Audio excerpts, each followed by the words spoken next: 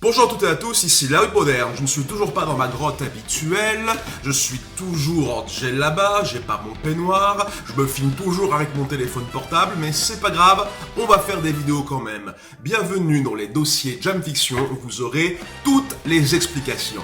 Jam Fiction, c'est un projet musical entre Taille, Sacha et moi, où on fait de la musique de plein de genres différents sur des sujets de fiction qu'on aime, comme Internet, les animés, les mangas, les jeux vidéo et plein d'autres bonnes choses encore. On prend un sujet de pop culture et on jam dessus. C'est pas de la fanfiction, c'est de la jam fiction. Et je suis donc là avec mon fidèle ordi, avec mon dossier d'écriture pour vous expliquer en quoi consistent les paroles, les significations derrière notre première chanson de notre premier numéro de Jam Fiction, à savoir l'hymne royal de Bowsette. Évidemment, avant de parler de cette chanson, il faudrait savoir qui, au juste, est Bowsette. Alors, je pourrais vous faire une longue explication très détaillée de qui elle est. Le truc, c'est qu'il y a déjà une super bonne vidéo faite par Mr. Flèche sur sa chaîne qui explique en 6 minutes Bowsette et le phénomène. Je vous invite à voir la vidéo dans la description ou sur la carte dans le coin. Comme ça, vous serez, comme disent les Anglais, up to speed. Voilà. Et si je dois vous dire quand même une version super giga résumé rapide, en gros, Bowsette, c'est une version féminine de Bowser. En fait, il a attrapé une couronne magique qui s'appelle la Super Couronne, qui va sortir dans un jeu qui s'appelle New Super Mario Bros. U Deluxe pour la Nintendo Switch. Et avec cette couronne, il peut devenir un amalgame de lui-même et de la princesse Peach. Du coup, ça donne Bowsette, ce mélange. Et du coup, ça a pris Internet dans un grand raz-de-marée de fanart. Les Japonais ils kiffent le design, ils ont fait plein de super cool fanart dessus et ça a envahi Pixiv, DeviantArt, Twitter et c'est devenu le phénomène, le gros mème qu'on connaît, le mème principal qu'on a depuis fin du mois de septembre. On sait qu'un mème c'est quelque chose qui peut mourir très vite, ça fait déjà 2-3 semaines que Bowsette existe, les gens des fois ça leur suffit comme laps de temps pour en avoir déjà marre d'un mème,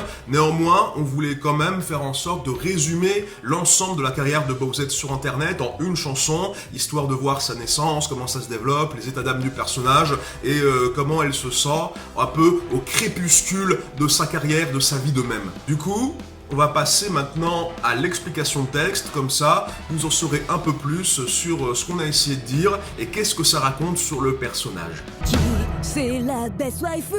C'est Bowser. Déjà, ça veut dire quoi, waifu? Eh bien, pour ceux qui me connaissent sur ma chaîne YouTube, j'imagine que vous connaissez tous le sens du mot, parce que j'ai fait une vidéo dessus, à savoir comment les waifus sauveront le monde, ou un truc du genre. Néanmoins, pour ceux qui débarquent, je vais mettre cette explication tout de suite ici. Let's go. Pour ceux qui ne savent pas, waifu est une déformation japonaise du mot wife, épouse en anglais, désignant ainsi votre idéal féminin en 2D issu d'un manga, d'un jeu vidéo ou d'un animé. Quel homme séduisant, je ne sais pas qui est-il, mais je l'aime beaucoup. Et comme en l'occurrence, on a du coup une version de Bowser avec des boobs et des beaux cheveux blonds et qu'elle est sexy la madame, bah forcément ça en fait une waifu. Et là, on en parlera après justement de cet aspect. Qu'est-ce qui a permis aux gens sur internet, aux otaku, aux japonais aussi, d'être attirés à ce point par Bowsette. Sans cracher du feu, j'ai mis le web en chaleur. Vous savez que Bowser est une tortue dragon, donc il crache le feu, mais en l'occurrence, dans sa forme actuelle, elle n'a pas besoin de cracher le feu pour mettre tout le monde en chaleur. Chaleur, le feu, ça brûle, la chaleur, et que tu as envie de faire des bébés avec. Voilà, je pense que tout le monde comprend ça, il n'y a pas besoin d'être un génie. Prétendant sa ligne, je suis la reine des gars. Bowser a atteint le statut de princesse, mais c'était déjà un roi le mec, tu vois, c'était déjà le roi du royaume des Koopas, tu vois, des méchants du monde de Mario. Est-ce que techniquement ça ne fait pas une reine en fait? Je veux dire, il a déjà le statut, donc c'est une reine, c'est aussi la reine de tout le monde, la reine des cœurs, que tu as envie d'être son prétendant, parce que c'est vrai que tout le monde aime Bowser, en tout cas dans le laps de temps où elle a existé. Désira que vite, hurler, mais que ma sœur. Dans la BD originale sur Twitter. À la fin de Mario Odyssey, Bowser et Mario n'ont pas pu avoir les faveurs de Peach. Alors du coup, solution de rattrapage, si je ne peux pas avoir la princesse, je deviens ma propre princesse.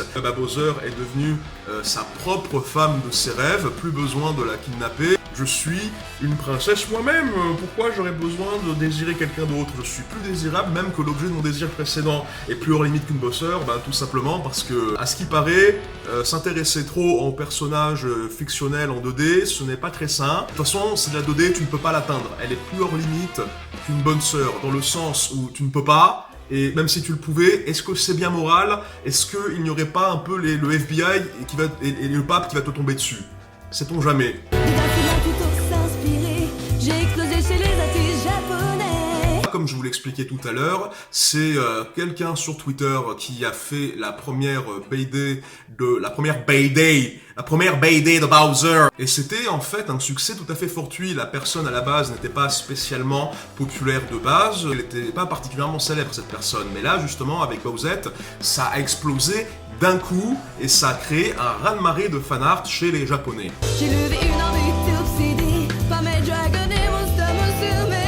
Ce sont deux animés qui marchent énormément chez les otaku et chez les fanartistes parce que ça repose sur plusieurs principes. Déjà, le fait d'avoir des waifus un peu exotiques, tu vois, des monster girls, des filles hybrides.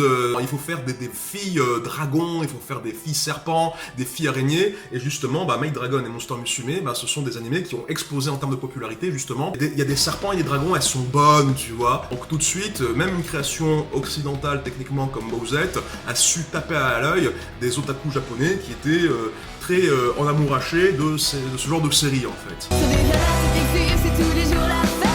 Un bal de princesse qui fait tourner la tête. Ces deux sites particulièrement pixives ont été envahis par les fanarts Bowsette et par ses consoeurs, on va dire. Si vous mettez le tag Kupaime ou Bowsette sur un de ces sites, vous me trouvez déjà des centaines, même maintenant presque des milliers de fanarts de ce style-là, mais des fois, même sans chercher, vous tombez dessus en fait. Voilà. Donc effectivement, c'est vraiment un bal des princesses qui te fait tourner la tête. Voilà, les balles de princesses, vous connaissez la pratique, hein. C'est tout simplement plein de princesses au même endroit qui dansent devant ta timeline et ton fil sur Pixiv, Twitter, ça défile. Hein. Donc Bouzette, Chompette, Pampiranette, Boombette, Boupette, Bilbalette, ce sont des vrais dérivés de Bowsette. C'est très simple en fait, c'était juste très à la mode de mettre un personnage de Mario dans la même situation que Bowsette. Tu prends n'importe quel ennemi du monde de Mario, tu lui mets une super couronne et pouf, nouvelle princesse. Et justement, il y a plein de gens qui, au-delà de Bowsette, ont trouvé de nouvelles waifus qu'ils aiment beaucoup. Et justement, Bouette ou Bouzette, enfin la version Princess Peach de Boo, est considérée comme dans les nouveaux top tiers des waifus, on va dire anthropomorphiques moe, vous voyez ce que je veux dire. Très rigolo aussi, les gens imaginent bien des personnalités à chaque fois pour les différents types de princesse dérivée de Bowsette, notamment Bouette justement, c'est une princesse qui fait très peur, qui tire la langue, tout ça, mais qui est très timide, parce que si tu la regardes dans les yeux, elle met ses mains comme ça, elle est genre « Oh non, Azukashi, je suis embarrassée !» C'est très kawaii, c'est très moe tout ça, et c'est très fidèle au personnage de Boo, qui est effectivement un ennemi, qui n'attaque que quand tu es de dos. Et tout ça nous mène donc à l'anthropomorphisme moe, ou les Gijinka. Le principe du Gijinka, c'est de rendre humain, justement, n'importe quel concept. Ça peut être des objets, ça peut être de la nourriture, ça peut être des systèmes d'exploitation Windows, et il suffit juste en fait de leur donner une apparence humaine. C'est très courant, les Gijinka Pokémon, vous en voyez sûrement tous les jours. Si vous voulez un exemple connu, il y a Kantai Collection, c'est justement du Gijinka de bateau en fait. Là, on est plus dans ce que j'appelle l'anthropomorphisme techniquement moe, parce qu'en fait, on fait pas différents styles de Gijinka qui peuvent être musclés ou gros, ou avec un nez épaté, ou qui sont grands et maigres. Il n'y a pas différentes morphologies, c'est ça que je veux dire. Les Gijinka, ça peut exister sous différentes morphologies, exactement comme l'espèce humaine, où il y a différents styles de visage, de corps humain. Mais là, c'est vraiment moe. Il faut que ça soit mignon, précieux, et que tu as envie de câliner et protéger la personne devant toi, tu vois. C'est ça, en fait, souvent, le moe, en fait. Fini le jour de kidnappeur. J'ai les premiers, je suis un malheur. Effectivement, parce que, comme je l'ai déjà dit, pourquoi kidnapper une princesse si je suis ma propre princesse? Au lieu, cette fois-ci, de défoncer les plombiers avec la force brute et avec des boules de feu, cette fois-ci, elle arrive justement à séduire les plombiers et à les subjuguer avec son charisme incroyable, et ça marche mieux en fait. Au lieu de s'intéresser à terroriser plein de gens, il te préfère toi, il préfère te poursuivre toi. Tu ne peux pas échapper à Bowsette, elle est sur les fils Twitter, il suffit que tu glisses sur ta timeline 2 petits coups et tu tombes sur un fanart, puis un autre, puis un autre, puis un autre. Elle est absolument partout pendant les 2 semaines et quelques depuis qu'elle existe. Tu ne pouvais pas échapper à Bowsette, elle faisait partie de ton quotidien, du paysage d'internet, elle était omniprésente. 63. Tout perso ayant existé aura forcément une forme du sexe opposé. Mon pauvre Junior, super dans tout ça. Est-ce que j'aurais été une princesse au fond de moi? En fait, je vais pas vous expliquer les règles 63 parce que j'ai littéralement fait une description du truc dans la chanson en fait. Vous savez directement ce que ça veut dire. Et effectivement, c'est très courant. La règle 63, ça fait partie un petit peu de ces règles qu'on a fait pour internet pour rigoler en fait. C'était une règle un petit peu implicite, c'est juste une façon rigolote de dire que c'est marrant. Je remarque souvent que les gens aiment bien faire des fanarts où ils prennent un personnage et en font une version fille, ou si c'est un personnage fille, en faire une version garçon. Vous pouvez taper règle 63 ou Rule 63 sur Google accompagné du nom de n'importe quel personnage de fiction que vous aimez, et je suis sûr que vous trouverez très facilement son équivalent du sexe opposé. Faites le test chez vous, c'est très facile. Mon pauvre Junior s'y perd dans tout ça, alors oui, justement, ça c'est très drôle, c'est qu'en fait, dans tout le phénomène, tout le même de Bowsette, il y a eu beaucoup de blagues sur le fait que Bowser Junior était complètement confus, décontenancé, perturbé par tout le phénomène autour de son père qui devient une madame, une princesse, du style, on voit beaucoup justement de même à base de arrêter de faire des fanarts sexy sur mon père. Et même Bowser en fait est complètement perdu, tu vois, il a un petit peu transcendé son genre. Bowser parle de lui-même comme s'il était toujours Bowser, mais à d'autres moments il prend du coup des accords féminins pour se parler en tant que Bowsette en fait. Mais du coup, en alternant un petit peu dans cette prise de position, bien du coup Bowser s'embrouille. N'âme grandit, mais déjà chez les Furies.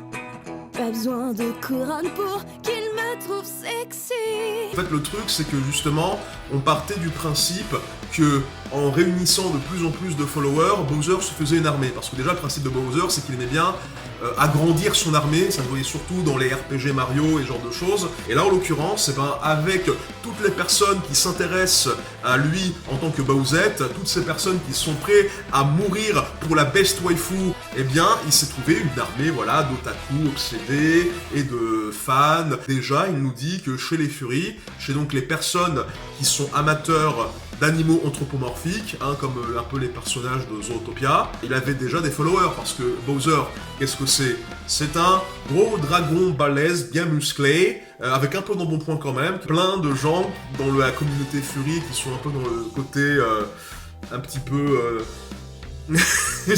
bear de la force, tu vois, eh bien, ils aiment bien Bowser tel qu'il était déjà, voilà. J'ai déjà la super couronne de maître de cette sorte.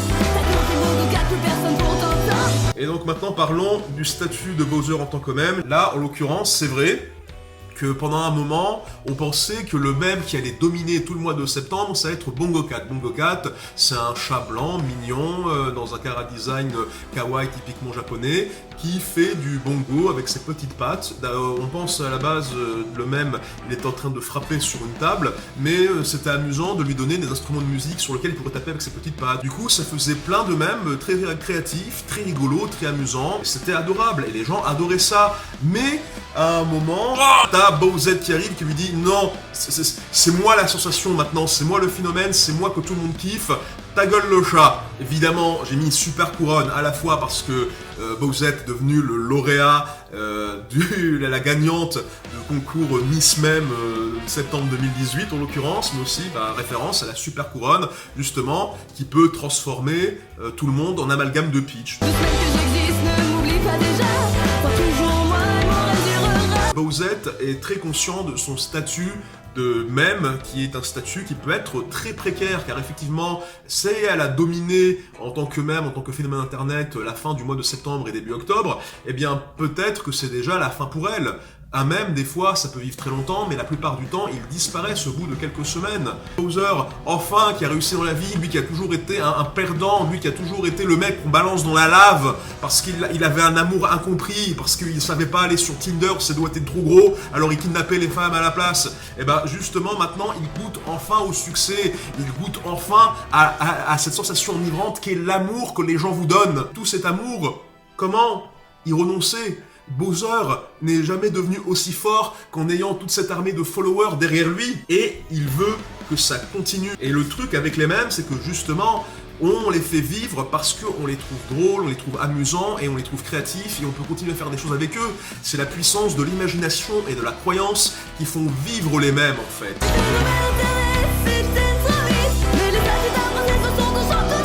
Référence à Désolé votre princesse est dans un autre château, à Super Mario Bros, le premier, où justement, à chaque fois que tu battais Bowser, que tu voulais récupérer ta princesse, t'avais un Toad qui te disait « Oh désolé Mario, la princesse est dans un autre château, fais 6 niveaux de plus, bâtard !» Bowsette, qui a peur d'être abandonné, d'être baladé de donjon en donjon et d'être oublié à jamais, qu'aucune personne n'arrivera à la sauver, qu'aucun plombier ne sera là pour la sortir de son château et la remettre sur la voie du succès, sur la lumière des projecteurs. Et elle a peur de ça. Et elle veut votre amour, Bowsette. Encore une fois, elle a besoin de vous pour vivre. J'aurai jamais sur Nintendo officiel, mais si tu fais grandir, j'aurai le ciel. Elle sait que c'est pas un personnage officiel, que Nintendo ne reconnaîtra jamais son existence. Il y a certaines franchises qui reconnaissent des fois la contribution des fans, comme Mon Petit Poney ou tout, ce genre de choses, mais Nintendo, c'est quelqu'un qui est très à cheval sur les propriétés intellectuelles, donc ils sont pas du genre, je pense, à rajouter des créations de fans dans leurs œuvres. Par contre, ce qui est très marrant, anecdote sympa, c'est que Bowsette a failli être officiel à un moment, ça a failli être une vraie création. En fait, dans un artbook qui s'appelle The Art of Super Mario Odyssey, il y avait le concept qu'à la fin de Mario Odyssey, Bowser utilise un chapeau magique comme celui de Mario pour le lancer sur la tête de Peach et ainsi prendre possession de son corps et devenir une amalgame Peach et Bowser. Du coup, serait fait la vraie Bowsette officielle Nintendo. S'il vous plaît, faites ça pour un Mario Odyssey 2, ce serait trop génial. Et enfin, on finit sur la notion « si tu me fais grandir, j'embraserai le ciel », à savoir que Bowser est un personnage multitaille, il est généralement 2 à 3 fois plus grand que Mario dans ses représentations, par exemple dans les jeux de cartes, les party games, les trucs comme ça. Enfin, je dis jeux de cartes, c'est-à-dire qu'ils font du karting, ils font pas du Hearthstone. Là, en l'occurrence, ce que Bowsette dit, c'est que elle compte sur ses fans, sur ses followers, pour la faire grandir, non seulement au sens figuré, du style continuer la croissance de Bowsette et à exister à travers le temps, mais aussi littéralement à la rendre géante grâce à la magie de l'amour et du fanatisme en fait, pour en faire vraiment une créature géante capable d'atteindre les cieux et d'illuminer le ciel dans un gigantesque torrent de feu. Elle crache le feu pour embraser les nuages.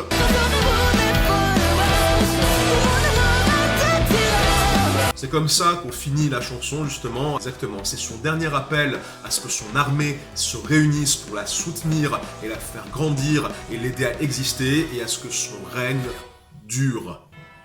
Peut-être pas éternellement, mais le plus longtemps possible. Cette terreur n'est peut-être pas sincère, elle a peut-être un côté de tsundere quand elle dit ça en fait. Et voilà, c'était l'explication de texte pour l'hymne royal de Bowsette. Merci d'avoir vu cette vidéo jusqu'au bout.